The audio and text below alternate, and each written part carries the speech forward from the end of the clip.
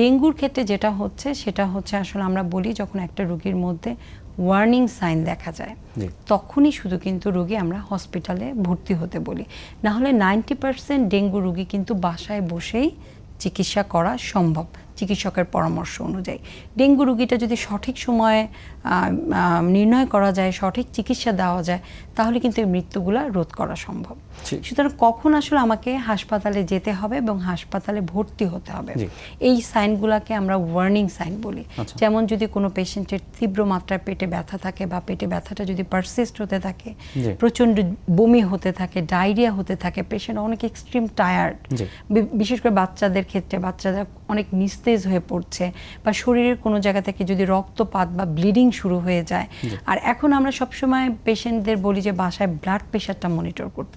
যদি systolic blood pressure বা diastolic blood pressure অনেক বেশি কমে যাচ্ছে সেই ক্ষেত্রে, বা ডিহাইড্রেশন হয়ে যাচ্ছে সেই ক্ষেত্রে অবশ্যই দেরি না করে নিকটস্থ হাসপাতালে যেন ভর্তি হয়। সেক্ষেত্রে চিকিৎসার ক্ষেত্রে আরও একটি কথা আছে এবং আমরা অনেকেই এটা দেখেছিও এবং নানা মাধ্যমে এটা নিয়ে প্রশ্ন আসে, পেঁপে পাতার রস, যে ডেঙ্গু হলে তাকে পেঁপে পাতার রস খাওয়ানো হচ্ছে, এটার কোনো বৈজ্ঞানিক ভিত্তি আছে কিনা? এটা একদমই কোনো বৈজ্ঞানিক ভিত্তি নাই।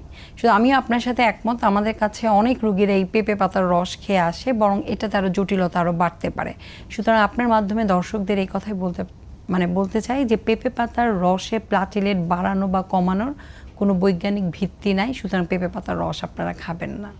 আরও একটি আছে যে, এবং এটা নিয়ে খুব ভালো ব্যবসাও হয়, এই ডেঙ্গুর সিজন আসলে আমরা দেখি ভ্যানে বসা সেই ডাবের দাম একদম আকাশ ছুঁয়ে যায়।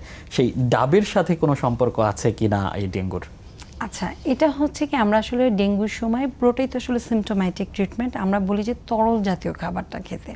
এখন তরল জাতীয় খাবারটা প্লেন ওয়াটার হতে পারে, যে কোনো জুস হতে পারে, ডাব ওয়াটার হতে পারে, তারপর হচ্ছে আপনার বাসায় যে কোনো তরল জাতীয় খাবার, স্যুপ হতে পারে।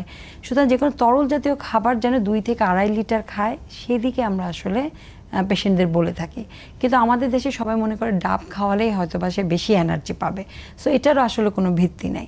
যদি অনেক বেশি দাম বেশি, এবং এটা সুযোগ আসলে আপনি যেটা বললেন ব্যবসায়ীরা নিয়ে থাকে, সুতরাং আমরা ডাব খেতে পারি, ডেইলি একটা ডাব খেলেই যথেষ্ট। এবং সেই ক্ষেত্রে অনেক সময় দেখা যায় ডায়রিয়া থাকলে, ভমিটিং থাকলে, পটাশিয়াম অনেক সময় কমে যায়, হাইপোক্যালেমিয়া থাকলে সেই ক্ষেত্রে অনেক সময় আমরা ডাবটা প্রেসক্রাইব করি। কিন্তু ডাব খেতেই হবে এরকম কোনো ব্যাপার না, তবে তরল জাতীয় খাবারটা খাওয়াই হচ্ছে মূল বিষয়। কিন্তু একাধিক ডাবও খাওয়া হয়, এটা তো আরো জটিলতা, পটাশিয়ামের পরিমাণ অনেক বেড়েও যেতে পারে, বিশেষ করে যারা কিডনি রোগী রয়েছে। সুতরাং অতিরিক্ত কোনো কিছুই ঠিক না। যদি ডাব খেতেও ইচ্ছা করে সেই ক্ষেত্রে একটি করে ডাব খেলেই যথেষ্ট, তবে খেতেই হবে এমন কোনো ব্যাপার না। আপনি যে কোনো ফর্মে তরল জাতীয় খাবারটা খাওয়াই হচ্ছে মূল বিষয়।